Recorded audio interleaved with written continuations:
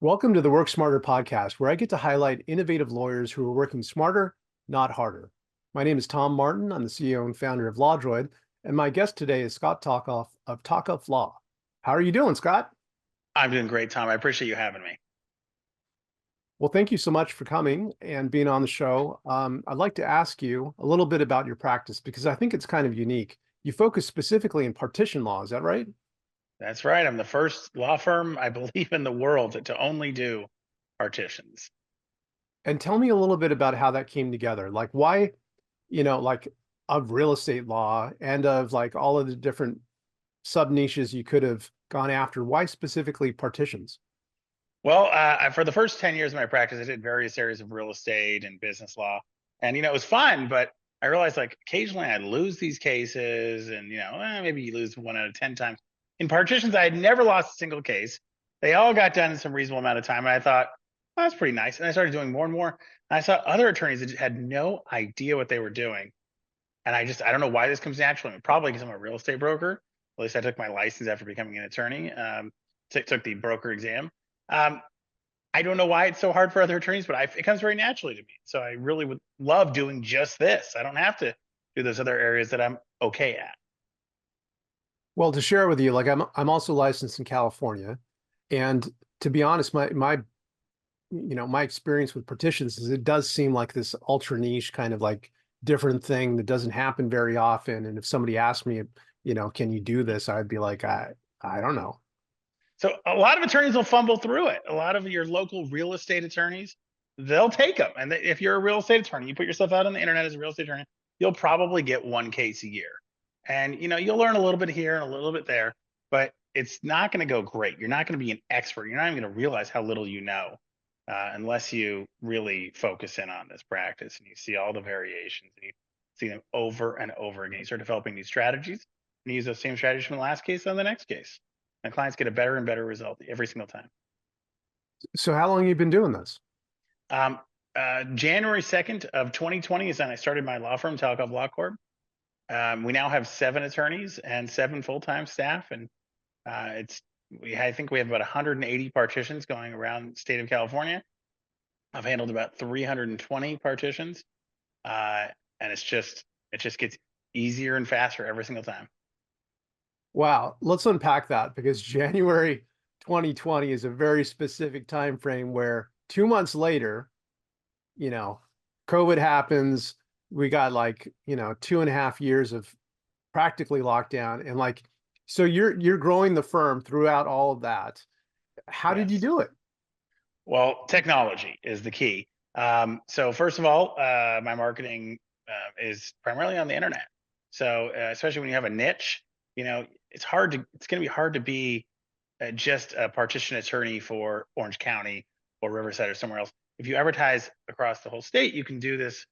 You can bring in these types of cases and you can find them on the internet. Or even if you think you're going to just market by going to the chamber or knowing people or going to the bar association, that's great. But it's going to be really hard to find those niche cases that you can find on the internet. And so I run the website. Layla at my firm, my marketing director, helped develop it as well. And we have other people who have helped develop it. Colleen Talkov, one of the attorneys at my firm, my wife has also helped develop it. It's been great. And we say, oh my God, we happened upon this case. We know that there's other people with this exact problem. We know it. It's so repeatable. We blog about it. And what do you know? We get a call a few months later from somebody with that exact problem. And now, rather than try out different techniques, we just say that the same thing we did the last time that works really well. Maybe we vary it just a little bit. And so internet marketing has just really helped us. So it So sounds COVID, yeah, it would COVID, especially paperless, remote work. This is what people want. so it sounds like one of the things that really helped to build success was focusing on this specific niche allowed you to get really familiar with it and to get it down to a science, right? Yes, yeah, and when you get really good at something, you don't have too many failures.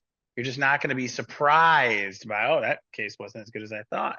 You start looking out, oh, wait a second. There might be a judgment that didn't show up on that property profile. Or this property might not be worth what I think it's worth because of this factor, or how much can a price vary? And oh gosh, if it does vary by 15%, there's no equity, right? So you got to start thinking about, boy, what do my whammies look like How can I avoid them? And now I know how to pick a winner. I mean, so far, I've never had a single court deny my client a right to partition or find that they had waived a right to partition. And I know how to spot these cases. I know how to look for the good ones, ideally.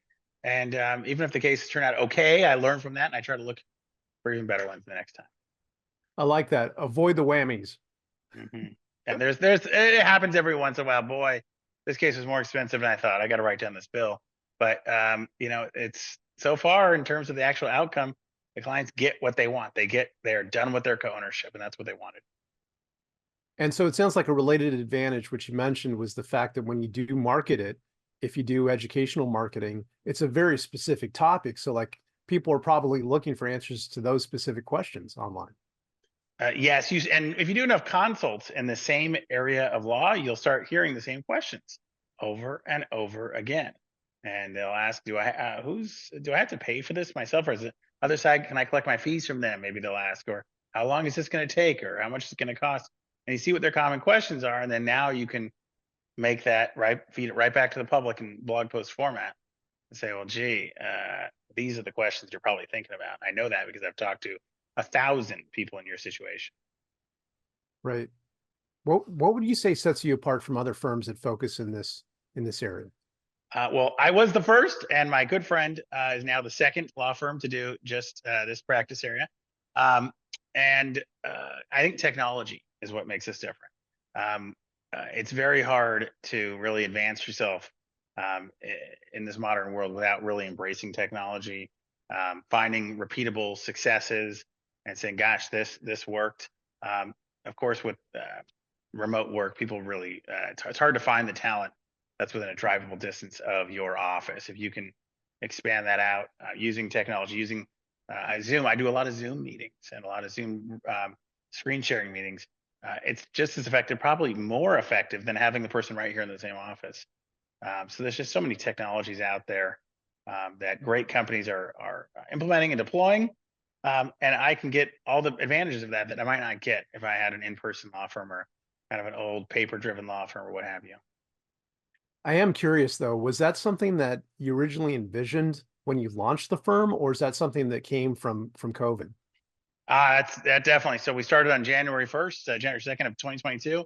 It was me and a paralegal, and I knew I needed help. I had a bustling practice at my prior law firm, and so things I did actually think about somebody kind of coming in. I was hiring kind of around where my office was, and then COVID shut down, and I said, "Wait a second." First of all, my paralegal just kind of up and left. I mean, she kind of asked me, I guess, but she was not going to be hanging out in the office anymore, given what was going on in the news. So she up and left, and everything turned out just fine. And then I started saying, "Wait a second, maybe I should just hire." And I was kind of hiring, but we might be coming back. So I just want to let you know if things do return, we'll need to move somewhere in Southern California where my practice is based. And then that never came. And then I started, I think by late 2020, I was just hiring remotely entirely. I didn't care at all. Yeah. Well, that's a really important skill to be flexible, open-minded, and kind of, change with the times as things play out, which definitely for all of us, COVID was having that effect on us. Um, Yeah, I was wondering if you could share like a unique client story that emphasizes the strengths of your firm. absolutely. Perhaps our greatest success is one of our lawyer clients who hired us. He may be a lawyer, but he didn't know anything about partition. He was a personal injury lawyer. And his boyfriend of many years was also a lawyer, except his boyfriend was getting a really good gig. My client was paying the mortgage, and he was collecting all the Airbnb rent and living at this property by paying nothing. And this was going to go on into eternity. Luckily, I developed a really good strategy in describing the manner of the offsets and getting the case going. We had a referee appointed in a record 46 days in Los Angeles County. So that the referee in a partition is kind of the success moment. That's the moment where a third party has taken over the property under court authority, and now it's gonna be sold. So 46 days, this guy was just blown away. And my client was awarded more than 90% of the money, even though it was a 50-50 owner. And that is just a remarkable achievement. And it's all about, accounting and keeping track of the technology, things like, Excel and Google Sheets, and using that to calculate your numbers. Make sure you're on top of that. and keeping your eye on that rather than just kind of arguing over rights and wrongs, which I think a lot of attorneys get stuck Hmm. So the Moneyball approach, right? on. Exactly. So let's dig a little deeper into that. What are some like innovative technologies or techniques that you've applied to your cases that have helped you to accomplish that? Absolutely. Well, definitely, we really enjoy using Clio. It's a great practice management solution. There's other practice management solutions out there, but you have to use one. The idea that anybody could have a practice without one just blows my mind, and people still do that. Um, we use computer aided drafting, so that's really helpful for both the clients because they get a better result, they get a more predictable result. There's, I can make a change and it'll happen system wide, and it's really good for the employees because niche practice they get a little sick of repetitive tasks. Although they can spot these partitions are a little bit different here, a little bit different there, but it can be repetitive when you're in niche practice. So making sure that you have technology that assists in the drafting is really important. And of course, we use a chatbot, which we really like. We like LawDroid, and it shows up on our website. No problems loading it. We even have had the assistance of Tom Martin to implement connecting it to our API, connecting it to our Clio Grow system, which is our intake system. So all of our custom fields can be input right through that system. It's been great. So we have from day one, from the moment that potential client is captured, we're already implementing technology to make it a better experience for the client, and ideally a more efficient and productive outcome for the firm as well. Well, I appreciate that, Scott. And, I enjoyed putting it together. I think that, one of the value adds of any technology is that you could interlink with so many different, applications and so many different sources of information. So that way, you don't have to be doing any double entry or trying to remember, did I add it to this system or not? It's just done for you. Mhm. It's great that it connects with Clio Grow and thinking about your intake system as the start of that customer experience, making sure all of your data is accurate. Did you spell their name right? Do you have their phone number right? Do you have everything right? So that it will help you in the case. In our case, is the property address, the facts about that property come right into our intake system, and they populate. And once they're a client, it's almost nothing left to do other than just produce the outcome. And we're able to do that by using technology in the intake process. So you mentioned a little bit about how this has impacted your practice, like with your staff members, but also I'm interested to know, like, how has this impacted or improved client satisfaction? Have you gotten any feedback from clients about it? I think what I really enjoy is not getting the feedback. They don't, I mean, sometimes they tell me positive things, but generally they only reach out to me about complaints. And I don't hear from them very often. I don't hear from them that, oh, we've been waiting on that motion for a while. And that was that motion that we kind of had drafted from hand by hand, and the attorney had to get around to it by hand. And, they would put that at the bottom of the stack. It's so boring when they've done it 15 times. And now with computer aided drafting, we can move that client faster. Maybe some paralegals can assist in that drafting and produce it to the attorney in a quality that was probably very similar to what they did. And they review it and they say, well, there was this one variation I hadn't thought about. I'm going to add it to this part, but other than that, this is exactly what I wanted. And so the employees really enjoy it. The clients really enjoy it. And every case, every judge that gives us feedback, we learn from, and we're able to implement it system wide with technology that would be almost impossible to just train human beings endlessly on every variation. It's just not possible. But I take your point, sometimes no news is good news. No news is good news. Yeah. Um, well, as a firm owner, you have a ton going on. And are there any tools or strategies that you employ to, manage your time more effectively? That's a really good question, Tom. I think managing your time is about using technology effectively. Yes, could I just bill into eternity and just bill and get here at 6 in the morning and bill till 10 o'clock? I'm sure I could, but that's not the best use of my time. It's about working smarter, not harder. So some of the things we do is using artificial intelligence. Sometimes I'll ask a question to ChatGPT, And sometimes it's completely wrong, and some of its answers are bogus. They're called hallucinations. They're totally made up. I always check the work, but a lot of the times it's completely right, especially about programming, about how to use Excel and a formula. I don't want to know how to use Excel for this strange data set. I want it to tell me the formula. I'm just going to copy and paste it. Okay. And so I can manage my time. I can be done at 5 o'clock. I can, I'm not going to stay late. I'm going to get everything done in time. The integrations between LawDroid and Clio Grow and bringing in the data from day one is a great use of time, because then I can use that known data in our system to produce the outcome in the case, in a way that doesn't require me to check every single bit of work product for these repetitive pieces of data. I can trust that the technology might have even gotten it right more than I would get it right, which I really appreciate. So on a personal note, I was curious what motivated you to start your own practice. Well, actually, technology. I hate to sound like a broken record here, but I worked at an amazing firm, great firm, had a great trial lawyers. But sometimes it's actually very hard to implement technology at a firm that already has certain technologies in place. You have to make those pieces work within the existing ecosystem. I found that by starting on day one with the newest technologies, I was able to start from that point and build out from there. I didn't have to reach back into the certain pieces that they had, maybe dating back to, let's even say, the 90s. And that's tough. That's tough. And they have legacy clients. They have legacy systems for a reason, and maybe they existed for a reason a long time ago. But sometimes a fresh start is actually a good thing.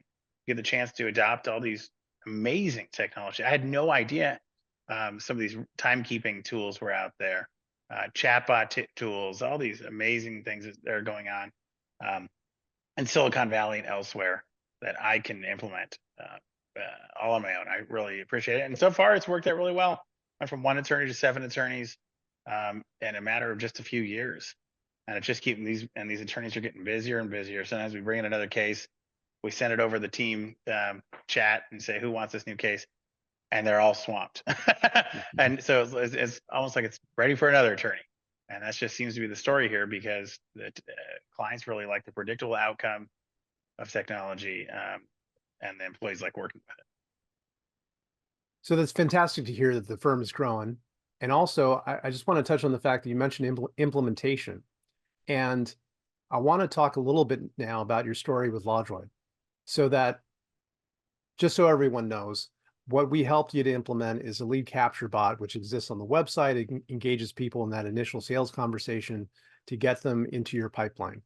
And what I want to ask you is, what were some of the challenges that you had with managing and capturing leads prior to implementing LawDroid? Well, that's a good question. I did notice with our last chatbot, some of the integrations didn't work. We were not able to correctly connect that chatbot with Clio Grow, our intaking software, and make it more robust. I mean, maybe it worked. Sometimes it worked on a basic level, not always. But even when it did work on a basic level, we weren't able to make it any faster, any better, and bring in more information into the right fields.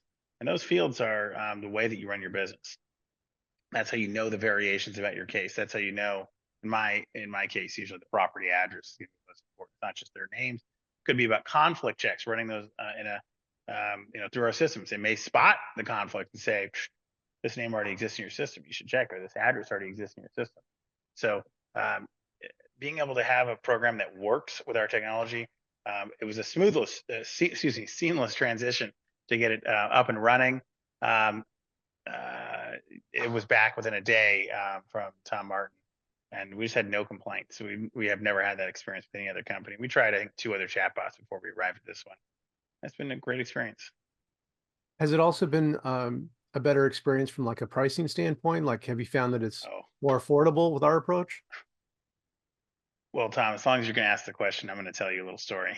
A competitor of yours was on a phone call, a Zoom call with me, and told me that they price theirs like a Mercedes. And I said, okay, so can you tell me why yours is like a Mercedes? And I guess theirs is a Honda. And I said, we price ours like a Mercedes. I said, I don't understand. That's what I'm asking. Why is it so expensive? They had no answer whatsoever.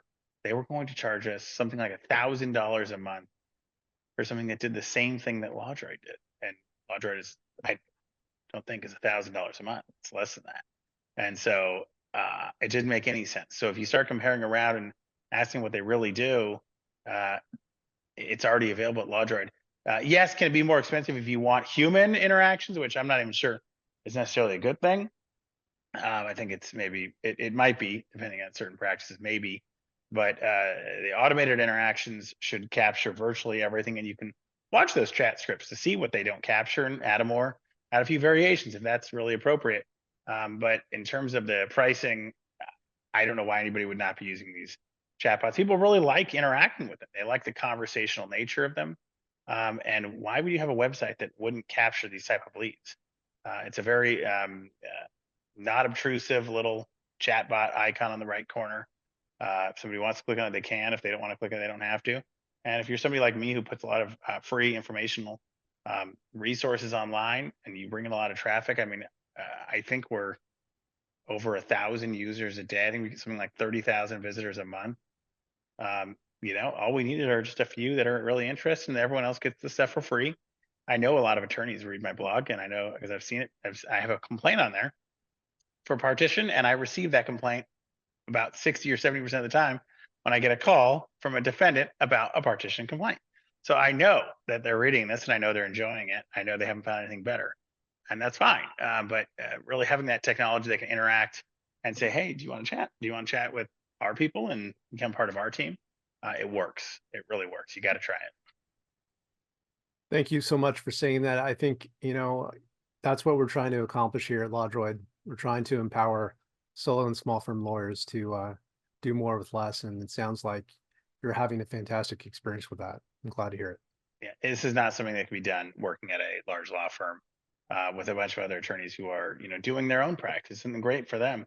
But if you have a niche that really works for you, it might be holding you back more than it's helping you to be part of a big organization. There's so much online. You really got to look at the Clio app directory. I got to say, Clio app directory has so many resources for everything you ever. Yeah, there's lots of great apps within the Clio ecosystem. And yeah, just one look through the directory with its integration partners, there's a wealth of applications that could help. Hmm. Absolutely. And even if sometimes I used to think that I needed everything needed to be in there. It doesn't actually need to be in there because a lot of Clio connects with Google. Will bring all your contacts over. Anything else that connects with Google can work with your system. So we have phone systems, voice over IP that are not part of that Clio app directory. But as long as it connects via Google Contacts, Google Gmail, what have you, that works. So would it be fair to say that LawDroid's lead capture bot has contributed to your practice's Okay. efficiency and growth? Oh, there's no question that it is responsible for 20 to 40% of the leads that we capture. Um, People really like that interaction. So if you're receiving, 20 leads a month, you add a chatbot, you might be looking at, 30, 35 leads. Why would you not do that? And then if you've already made the choice to choose a chatbot, why would you be paying $1,000 a month when you can pay a lot less than that and get the same result? The way that the automated scripts work, your practice, and Tom Martin can implement those into a chat script, and voila! If you have any errors with that chat script, or not errors, but where somebody doesn't know where to click, doesn't know what to say, you can create another variation of it. Other than that, it'll work itself right through your system. So would you be willing to recommend LawDroid to other law firms or lawyers that might be listening to this? I don't know why I didn't switch years earlier. Absolutely, this is a great program. You're losing money by not using it. It's really just it's so inexpensive to capture those leads. If you're somebody who has a lot of visitors on your website, a lot for a lawyer could be 100 a day. I mean, those are valuable views that you're getting. These are people thinking about buying a very expensive service. You should absolutely be capturing their information if they want to provide it to you, and providing it and capturing in whatever manner you can, whether it's a contact form or a chatbot. Phone calls are okay, but they're very time intensive, and a lot of them are not that good. So you're paying somebody to answer those calls that maybe you didn't even want. So having that chatbot bring in that lead is a great idea. So you've had your own journey with starting your own law firm and building and growing it to be successful. What advice would you have for lawyers who are thinking right now about starting their own law firm? Um, I think it's easier than they think. You do need to have a little bit of business skills, and there will be the occasional client who maybe wants to push you around or um, demand that you take some discount, but you just push back and they say fine, or some kind of crazy thing that happens. This happens to any business owner, um, and you just got to be prepared for that. But you learn through experience, and a lot of times the salespeople will guide you through what to do. So maybe you meet somebody who does chatbot services, and you say, "Gosh, what else could have you heard about any other success? Yeah, yeah, you got to try this guy. He's really good." And the salespeople will help you implement that product. You don't have to be a genius to figure this out. They're making money off you signing up for them, and they will guide you through the process of having to use it, whether it's QuickBooks or Clio or LawDroid or what have you. Based upon your experience, how do you see the future of law practice evolving? Do you think more people will be doing what you're doing? I think that there are so many niches within the legal industry all throughout every practice, everything that seems like a practice, there is a sub practice within it. Whether it's my practice, it's just a sub practice of real estate that maybe 5% of real estate is this practice, but I'm just capturing that 5%. Think about your practice as a lawyer and think about what are you really good at. There's going to be more and more niche practitioners because it's so much easier with the internet to find those people who need just that service that you're really really good at. I think that's going to happen a lot in the future.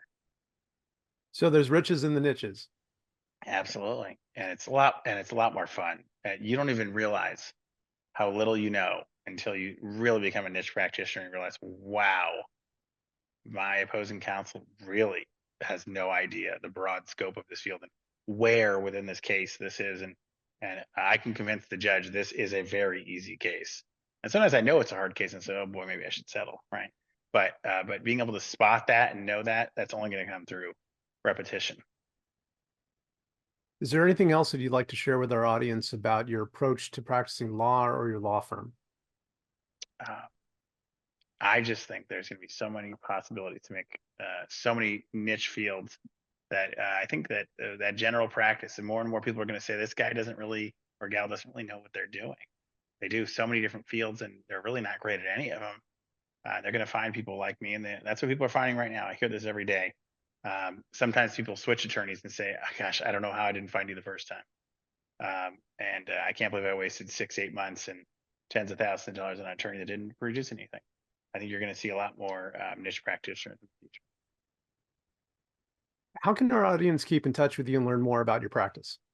If you go to talkovlaw.com, that's TALKOVLAW.com, you will find more than you ever wanted to know about partition law. At this point, we have about 300 articles on partition law from every angle that you could imagine or not imagine. And every statute, every article, we have as many angles as we can get. And I think you're going to find more than you ever want to know about partition law. Well, Scott, I want to thank you so much for your time and insights today. Thank you, Tom. I appreciate it. Key takeaways here. There's riches in the niches, and using technology to innovate and make it so that you could work smarter, not harder, is really where it's at. So thanks again, Scott. Tom, it's 5 o'clock. It's time for me to go. I don't work too late anymore. Thank you. Thank you so much for watching. See you in the next episode.